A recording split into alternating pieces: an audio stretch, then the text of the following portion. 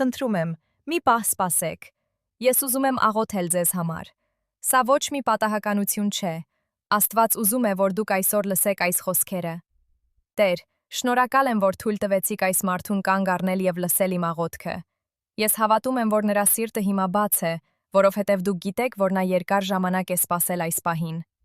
Տեր, շնորհակալ եմ նրան կյանք պարգևելու, նրա սիրտը մաքրելու եւ նրա միտքն ու հոգին հանգստացնելու համար։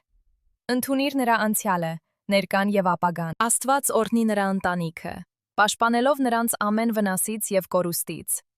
Նրա հարազատներին պարգևիր առողջություն, սեր եւ ընտանեկան խաղաղություն։